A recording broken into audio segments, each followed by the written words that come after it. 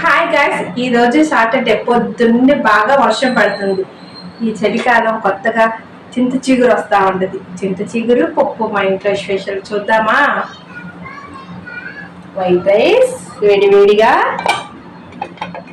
పప్పు చింత చిగురు చాలా టేస్టీగా ఉంటుంది. మష్రూమ్ కాజు curry,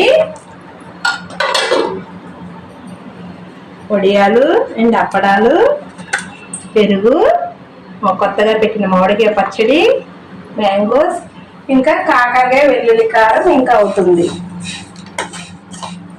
bye guys, like share subscribe చేయండి ఫ్రెండ్స్.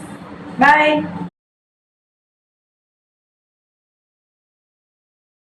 హాయ్ గైస్, ఈ రోజు సాటర్డే పొద్దున్నే బాగా వర్షం పడుతుంది.